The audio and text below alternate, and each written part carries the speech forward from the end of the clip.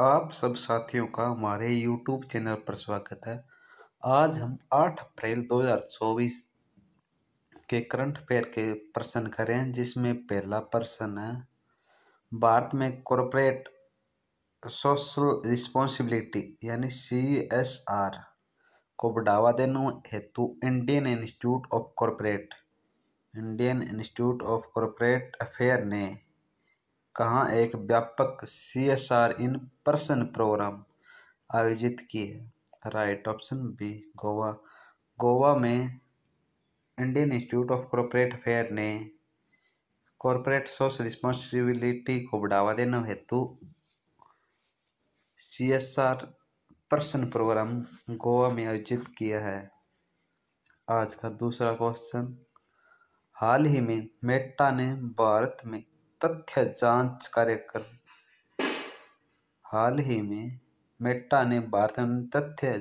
कार्यक्रम का विस्तार करने के लिए किसके साथ साझेदारी की है? तथ्य जांच कार्यक्रम का विस्तार करने के लिए मेटा ने किसके साथ साझेदारी की है? राइट ऑप्शन ए पीटीआई के साथ मेटा ने तथ्य जांच कार्यक्रम को बढ़ाने के लिए साझेदारी की है। आज का तीसरा प्रश्न, हाल ही में किस राज्य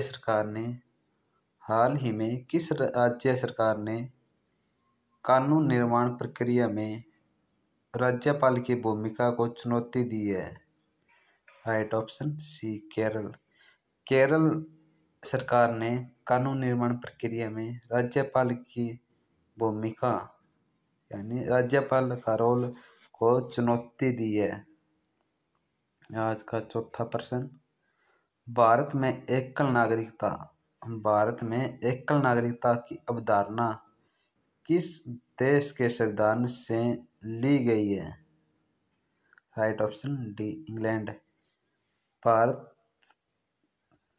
में एकल नागरिकता की धारणा को इंग्लैंड के संविधान से लिया गया है। आज का पांचवा प्रश्न, सीमा सड़क संगठन BRO बॉर्डर रोड ऑर्गेनाइजेशन ने हाल ही में निम्मू पदम दारचा सड़क का कार्य पूरा किया है, जो सिंकुला सुरंग से गुजरती है। यह प्रसिद्ध सुरंग किस राज्य या केंद्र शासित प्रदेश में अवस्थित है? राइट ऑप्शन ए हिमाचल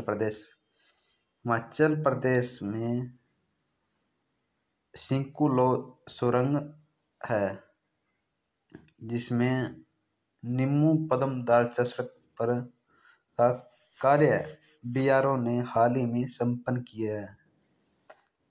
प्रश्न नंबर 6, प्रसिद्ध संति बुद्ध स्थल जो फिर से चर्चा में किस राज्य में अवस्थित है यानी किस राज्य में है? राइट ऑप्शन सी कर्नाटक में संति बुद्ध स्थल है, जो हाल ही में काफी चर्चा में रहा है। आज का 7वां प्रश्न, निम्नलिखित में से कौन वर्ष 2027 में भारत की पहली महिला मुख्य न्यायाधीश बनेगी? राइट ऑप्शन ए जस्टिस बीवी नागरत्ना, जो 2027 में बनेगी पहली मुख्य न्यायाधीश, उसका नाम है जस्टिस बीवी नागरत्ना। प्रश्न नंबर 8, दुनिया में सबसे अधिक फॉरेक्स रिजर्व किस देश के पास है? राइट ऑप्शन बी चीन के पास दुनिया में सबसे अधिक फॉरेक्स रिजर्व है। प्रश्न नंबर 9, अंतरिम बजट 2024 के आवंटन में रेलवे को कई रेल बुनियादी ढांचे और सुरक्षा परियोजनाओं के लिए कितने लाख रुपए का प्रीमियम प्राप्त हुआ है? रेलवे बुनियादी ढांचे और सुरक्षा परियोजनाओं के लिए कितने लाख रुपए का प्रीमियम प्राप्त हुआ है या मिला है? 2.52 लाख करोड़ और रेलवे को मिला है, जिसमें उसको कई रेल बुनियादी ढांचे और सुरक्षा परियोजनाओं के लिए। प्रश्न नंबर 10, भारत ने मालदीव के लिए आवश्यक वस्तुओं के निर्यात करने के फैसले को हाल ही में मंजूरी दी है। भारत ने मालदीव के लिए आवश्यक वस्तुओं के निर्यात के लिए हाल ही में मंजूरी दी है। मालदीव की राजधानी का क्या है? आपको मालदीव की राजधानी का नाम बताना है। राइट ऑप्शन बी माले। माले मालदीव की राजधानी का नाम है। प्रश्न नंबर 11, भारतीय रेलवे अब तक लगभग कितने प्रतिशत रेल लाइनों का विद्युतीकरण कर सका है? Right option D 93.83%। भारतीय रेलवे ने विद्युतीकरण का कार्य कर लिया है। प्रश्न नंबर 12, 8 अप्रैल को स्वतंत्रता सेनानी मंगल पांडे को फांसी की सजा दी गई थी। वे किस राज्य से संबंधित है? Right option B Uttar Pradesh. Uttar Pradesh राज्य से मंगल पांडे संबंधित है। यहाँ मंगल पांडे का राज्य उत्तर प्रदेश है, जिनको 8 अप्रैल को फांसी दी गई थी। यह एक स्वतंत्रता सेनानी है। प्रश्न नंबर 13, केरल विश्वविद्यालय के पुरातत्वविदों ने किस राज्य में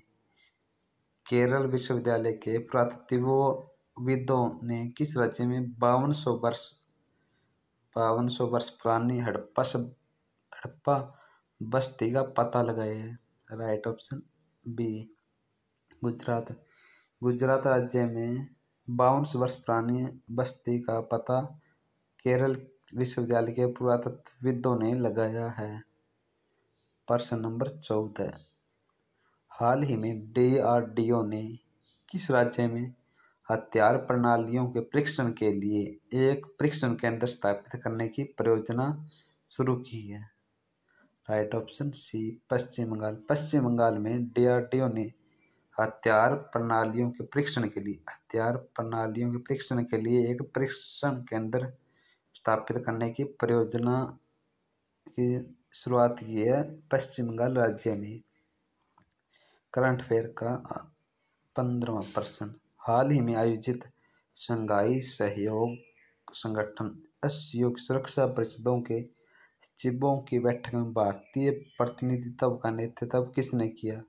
राइट ऑप्शन डी राष्ट्रीय सुरक्षा सलाहकार अजीत डोभाल ने शंघाई सहयोग संगठन में भारतीय प्रतिनिधिमंडल का नेतृत्व किया। इसके बाद हम करंट अफेयर के बाद हम स्टैटिक के क्वेश्चन कर लेते हैं, जो काफ़ी इम्पोर्टेंट है।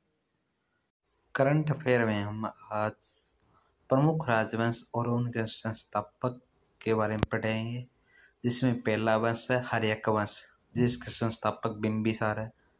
नन्नद वंश महापद्मनंद। मौर्य साम्राज्य की स्थापना यानी संस्थापक है चंद्रगुप्त मौर्य। गुप्त वंश के संस्थापक श्रीगुप्त है। पाल वंश राजवंश के संस्थापक गोपाल है। पल्लव वंश के संस्थापक सिंह विष्णु है, जिन्होंने पल्लव वंश की स्थापना की थी। राष्ट्रकूट वंश के संस्थापक दंतिदुर्ग है। चालुक्य वातापी वंश, इसके संस्थापक पुलकेशिन प्रथम है। चालुक्य कल्याणी वंश, इसके संस्थापक तैलप द्वितीय है। चोल वंश के संस्थापक विजयालय है। सेन वंश के संस्थापक सामंत सेन है। गुर्जर प्रतिहार वंश के संस्थापक हरिश्चंद्र नागवट है। चौहान वंश के संस्थापक वासुदेव है। चंदेल वंश के संस्थापक नन्नुक है। गुलाम वंश के संस्थापक कुतुबुद्दीन ऐबक है। खिलजी वंश के संस्थापक जलालुद्दीन खिलजी है। तुगलक वंश के संस्थापक गयासुद्दीन तुगलक है। सैयद वंश के संस्थापक खिज़िर खान है। लोधी वंश के संस्थापक बहलोल लोधी है। विजयनगर साम्राज्य के संस्थापक हरिहर एवं बुक्का है। बहमनी साम्राज्य के संस्थापक हसन गंगू है। मुगल वंश के संस्थापक बाबर है।